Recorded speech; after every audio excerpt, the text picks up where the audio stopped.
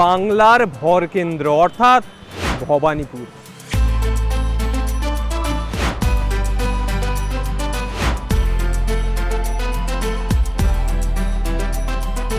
সুতরাং মমতা ব্যানার্জি আমাদের আছে, থাকবে, যতদিন উনি থাকবেন তত উনিই জিতবেন। ভবানীপুরে ভোটের ফলাফল এক, মমতা ব্যানার্জি 1 নম্বরে ছিল, 1 নম্বরেই থাকবে। দিদি ছাড়া কোনো উপায় নেই। ভবানীপুরে কি হবে এবারে? তোমাদের কি মনে হচ্ছে বলো ভাই? বলে দেয় যা সেম জিনিসই বলো। বলুন না, ভবানীপুরে ভোটের হাওয়া কোন? আমি এইখানে থাকি না। ভবানীপুরে কার পাল্লা ভারী? अरे बाप रे बीजेपी का ही लग रहा है। ভোট দিয়ে এত বছর ধরে ভোট দিলাম, কোনো লাভ নেই, গরিবই আছে।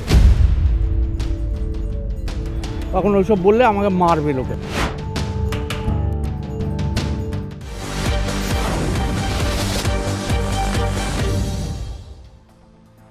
প্রথম দফার নির্বাচন শেষ, আর প্রথম দফা নির্বাচন শেষ হওয়ার পরই দ্বিতীয় দফার নির্বাচনের প্রস্তুতি প্রত্যেকটা রাজনৈতিক দলই কড়াকড়িভাবে নিচ্ছে। একচুল জমি কোনো রাজনৈতিক দল ছাড়তে চাইছে না, সেটা সিপিএম হোক, তৃণমূল হোক, বিজেপি হোক বা অন্য কোনো রাজনৈতিক দল।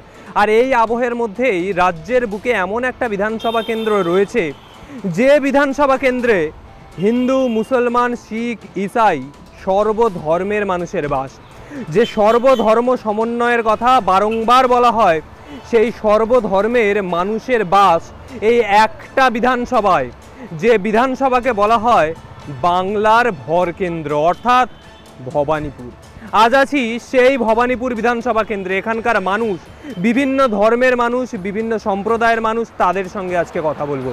আজকে তারা ঠিক কি বলছেন এই ভোটের আবহে, কার পাল্লা ভারী, ভোটের হাওয়া ঠিক কোন দিকে, আজ সেই কথাই তুলে ধরবো।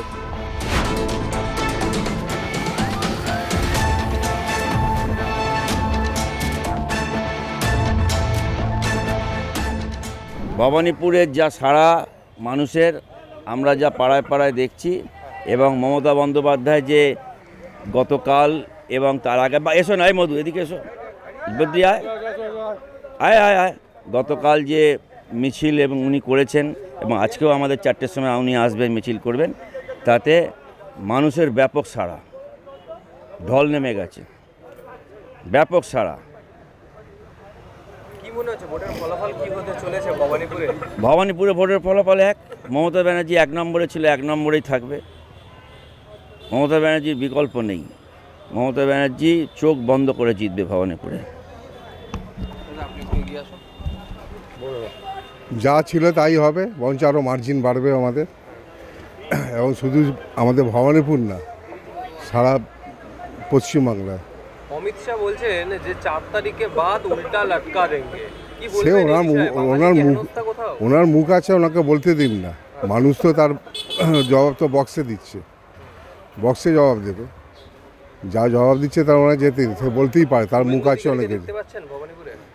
আমরা অত ইন্টারেস্টেড নই দেখবার ওনাকে, আমরা আমাদের প্রার্থীকে নিয়েই আমরা ব্যস্ত। ঠিক আছে, কে আসছে কে যাচ্ছে তার নিয়ে আমাদের অত মাথা ব্যথা নেই। আমাদের পাড়ার মেয়ে, সুতরাং পাড়াতেই থাকবে। উনি যেখানেই দাঁড়াক না কেন জিতবেন, উনি একদম নিশ্চিত। কারণ ওনার কাছে সর্বধর্ম সমান, সবাই সমান, এটা ধর্মের কোনো ভেদাভেদ নেই। এটা হচ্ছে সবচেয়ে বড় কথা। তারপর তিনি যেখানে যেখানে যান, এই যে মেয়েদের লক্ষ্মীর ভাণ্ডার থেকে আরম্ভ করে সমস্ত প্রকল্প, এগুলো তো সব ওনারই তৈরি। আজকে তার দেখা দেখি অন্যান্য এরা এই প্রকল্প সেই প্রকল্প দিয়ে করে যাচ্ছে। সুতরাং মমতা ব্যানার্জি আমাদের আছে, থাকবে, যতদিন উনি থাকবেন তত উনিই জিতবেন। ভবানীপুরে কি হবে এবারে? তোমাদের কি মনে হচ্ছে বলো ভাই? আমরা তো আপনাদের জিজ্ঞাসা করতে, আমি তো তোমরা তো আমার থেকে বেশি ইন্টারাক্ট করছো, সেই থেকে তোমার মনে হচ্ছে তোমাদের বলা উচিত। হাওয়া তো তৃণমূলের দিকেই মনে হচ্ছে, আপনাদের কি মনে হয়? তৃণমূলের দিকে মনে হয়, তাহলে তৃণমূলের দিকে। তবে মানুষ কনসাস, এই অঞ্চলটা অবাঙালি অধ্যুষিত অঞ্চল, স্বাভাবিকভাবে একটা মানুষের অন্য ধরনের একটা ট্রেন্ড আছে, এটা তো অস্বীকার করার উপায় নেই। আমরা ধর্ম ধর্ম ধর্ম ধর্ম করি, এই ধর্মটা হচ্ছে একটা আপিম। এই আপিম যতদিন না এর থেকে না কাটানো যাবে ততদিন পর্যন্ত ধর্ম নিয়ে থাকবে। আফিম কাটাবার ব্যবস্থা করতে হবে। সেখানে সেই মানসিকতা, এই আফিমের একমাত্র কাটাবা এই হচ্ছে শিক্ষা। ভারতবর্ষ কোনো জায়গায় শিক্ষা নেই। যেখানে 60,000 স্কুল উঠে যায়, সেখানে মানুষের শিক্ষা দীক্ষা না থাকলে স্বাভাবিকভাবে এই আফিমের দিকেই চলে যাবে। অতএব আফিম থেকে বাঁচার একমাত্র উপায় হচ্ছে শিক্ষা। যে সরকার শিক্ষার দিকে এগিয়ে যাবে, স্বাভাবিকভাবে মানুষের শিক্ষা দীক্ষার মানটা বাড়বে। দুটো সরকারই ভারতবর্ষের বুকের ওপর যে নৈরাজ্য চলছে, কি সেন্ট্রাল গভর্নমেন্ট কি স্টেট গভর্নমেন্ট, সেন্ট্রাল গভর্নমেন্টের টোটাল যে ভ্যাকেশন আছে not less than court, irrespective of the rail, PNT, LIC and bank. এখানেও ঠিক তাই, ওয়েস্ট বেঙ্গলও ঠিক তাই। সেখানে কিন্তু সেই ধরনের কোনো চাকরি নাই। All are contractual, rest of the part হচ্ছে ঠিকাদারি। তার চেয়েও বড়ো কথা হচ্ছে, আজ থেকে দিন 15 আগে শ্রমকোড যে আইনটা হয়েছে, তোমাদের মতো আমার ছোটো ছোটো ভাইরা আজকে 12 ঘন্টার ডিউটি কাজ করতে আসছে। ইন্টারন্যাশনাল ইয়ার অফ 1886-এ যে মে দিবস হয়েছিল 8 ঘন্টার কাজের দাবি, সেটাকে আমরা তুলে দিচ্ছি। অতএব মানুষকে শিক্ষা না দিতে পারলে এর ফল তাকে ভোগ করতেই হবে। দিদি দিদি চোখ বন্ধ, চোখ সবাই আসছেন, প্রধানমন্ত্রী সবাই আসছেন, যেই আসুন, অধিকারীর জন্য যেই আসুক, হ্যাঁ, দিদি ছাড়া কোনো উপায় নেই। দিদি ছাড়া ভবানীপুরে বলছি না, মানে সারা ওয়েস্ট বেঙ্গলে বলছি, দিদি ছাড়া কেউ নেই। আমি এটা বলে দিচ্ছি। আমি বলতে পারবো না, আমি তো পার্টি পলিটিক্স করি না, আমি বলতে পারবো না। আমার রোজ বেরোতে হয়, কাজ করতে হয়, আর এই আনাজ ফানাজ কিনতে হয়, আমি বাড়ি চলে যাই। আমি বলতে পারবো না। ভোট দেন তো, ভোটাধিক মানে হ্যাঁ ভোট দিই, হ্যাঁ ভোট দিই, ভোট কেন দেবো না? হ্যাঁ সব হয়েছে, সব হয়ে গেছে, সব হয়েছে, কোনো লাভ নেই। ভোট দিয়ে এত বছর ধরে ভোট দিলাম, কোনো লাভ নেই। গরিব গরিবই আছে, কেউ কিচ্ছু করতে পারবে না, কেউ কিচ্ছু করবে না। ওর জামানা চলে গেছে, এই সুভাষ বোসের জামানা চলে গেছে, দেশবন্ধু চিত্তরঞ্জন, ওর জামানা চলে গেছে। এখন ওইসব বললে আমাকে মারবে লোকে, বুঝলেন? এই হচ্ছে ব্যাপার। ওটা আছে, কার পাল্লা ভারী বলে মনে হচ্ছে বাবা? এইটা আমি বলতে পারবো না। আমি তো জ্যোতিষ নয়, কাল পাল্লা ভারী কী ব্যাপার আমি বলতে পারবো না। এই আমার অত ডিপে আমি যাই না, অত ডিপে যাই না। আমি ওপর ওপর থাকি, দেখি, ব্যাস হয়ে গেল। ভবানীপুরে কার পাল্লা ভারী? अरे बाप रे बीजेपी का ही लग रहा है। बीजेपी का लग रहा है। हाँ। क्यों लग रहा है? सब तो बहुत लोग बोल रहे हैं TMC का है, CPM का है, आप बीजेपी क्यों बोल रहे हैं? जो लग रहा है वही हम लोग बता रहे हैं आपको। আচ্ছা, बस কি মনে হচ্ছে কার পাল্লা ভারী? बीजेपी बीजेपी शुभेंदु अधिकारी को दिखाई दे रहा है यहाँ पर? हाँ बिल्कुल, हमारे पंजाब बरादरी में आए थे, वो भवानीपुर में आए थे। He is going everywhere and there should be a change. Everyone must get opportunity, so let's see. Citizen का भला होना चाहिए, that is important. Thank you. यहाँ पर तो दीदी का घर है इस भवानीपुर में, सब बहुत लोग बोल रहे हैं कि हाँ। उनका जो घर है यहाँ पर उनको हराना बहुत मुश्किल है। हाँ क्या हो लग सकता रहा है, हो सकता है। देखिए वो भी हो सकता है, दैट इज़ ट्रू। बट जो हवा चल रही है वो बता रहे हैं कि बीजेपी माइट विन। ভবানীপুরে ভোটের হাওয়া কেমন? চলছে, বদলের মনে হচ্ছে। বদলের মনে হচ্ছে? হ্যাঁ, কার দিকে পাল্লা ভারী এখন? 50-50। কিরকম প্রচার চলছে এখন? একদম জোর কদমে প্রচার কি দেখতে পাচ্ছেন? আপনারা তো ভবানীপুরে থাকে, কি মনে হচ্ছে? হ্যাঁ, দুজনেরই সমান প্রচার চলছে। দেখা যাক এবারে, এটাই আশা হচ্ছে কি পরিবর্তন হবে। ভবানীপুরে ভোটের হাওয়া কোন দিকে? বোঝাচ্ছেন এখানে যার ঘর এখানে তারই হবে, বোঝা যাচ্ছে এখানে কিছু বোঝা যাচ্ছে না। কিন্তু এইটা আর তো কটা দিন বাকি, প্রচার যেরকম জোর কদমে চলছে ভবানীপুরে। হ্যাঁ হচ্ছে, কিন্তু এখনও ঠিক কিছু বোঝা যাচ্ছে না কোন দিকে যাবে, কিছু বোঝা যাচ্ছে না। পার্সেন্টেজ অফ হার তো অনেক বেশি হয়ে যাচ্ছে, তো এখন কোন দিকে যাবে বোঝা যাচ্ছে না। দেখা যাক সে কোন দিকে কী হয়। ভবানীপুরে ভোটের হওয়া, ভবানীপুর বলতে গেলে তো দিদির 70 ওয়ার্ড, সেটা তো দিদি ছাড়া তো কোনো গতি নেই, আর দিদিই জিতবে। শুভেন্দু অধিকারীও প্রচারে আসছেন, একাধিক মন্তব্য তাদের ভবানীপুর। সবাই আসবে, শুভেন্দু অধিকারীর থেকে নিয়ে, কংগ্রেস থেকে নিয়ে, নির্দল থেকে নিয়ে সবাই আসবে। কিন্তু ব্যাপারটা হয়েছে টিএমসি মানেটাই হচ্ছে টেম্পল, মসজিদ আর চার্চ। সব ধর্মকে নিয়ে বাঙালিরা চলতে চায় এবং সেই সব ধর্ম নিয়েই বাঙালিরা চলবে। পশ্চিমবঙ্গে বাঙালি ছাড়া কোনো গতি নেই, আর তাছাড়া আর এর বেশি আর কিছু বলবো না। দিদিই আছে, দিদি সকলের জন্যে, সব ধর্মের জন্য, সবার জন্য।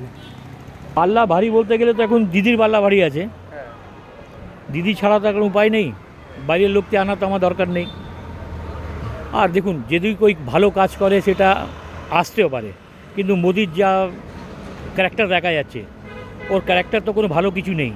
অ্যাবসেন্ট ফাইলে চলে এসছে, আপনি মণিপুরে দেখে নাও কী অবস্থা হচ্ছে, আমাদের পাঞ্জাবে কী অবস্থা আছে, এখন বিহারে দেখে নাও কী অবস্থা হচ্ছে ভোটের পর। তো এইসব জিনিসটা সব দেখার পর তো আর কিছু করার নেই না। দেখুন, আমাদের কলকাতার মধ্যে, বাংলার মধ্যে দিদি ছাড়া কোনো উপায় নেই। আর যদি ওরা কোনো আসতেও পারে তাহলে হয়তো ইভিএম মেশিন ধরে আসবে বা যে কোনো ধরে আসতে পারে, কিন্তু ভোটে আসতে পারবে না, এটা 100% শিওর।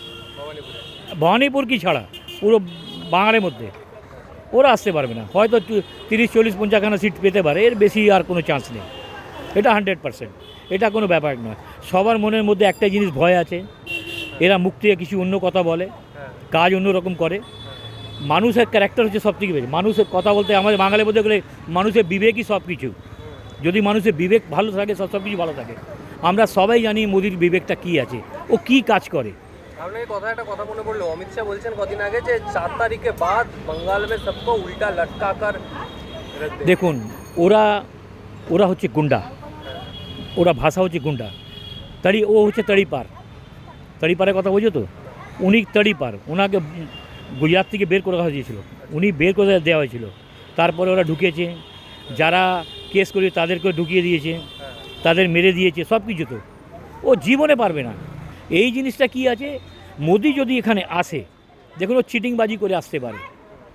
যেরকম বিহারে এসছে, যেরকম হরিয়ানাতে এসছে, যেরকম পাঞ্জাবে ঢুকবে। এই যে চাড্ডা ফাড্ডা যে আমাদের রাঘব চাড্ডা কালকে ও করলো, এসব নাটক। আপ টিম হচ্ছে এদের বি টিম। যে আপ টিম আছে না, এদের বি টিম রয়েছে। দেখুন, একটা 2-3টে পার্টি আছে, একটা কংগ্রেস আর একটা দিদি। এ ছাড়া মোদিকে কেউ মানে দাঁড়াতে দেবে না পাশে। বাকি সাউথে যত আছে ওখানে আপনার বিজেপির কোনো সিন নেই, এদিকে যা কিছু করতে পারে। দেখুন, চিটিংবাজি সব জায়গায় আছে, ও করবে। এই তামিলনাড়ু ইলেকশন হচ্ছে, ওখানে কোনো জায়গাই নেই।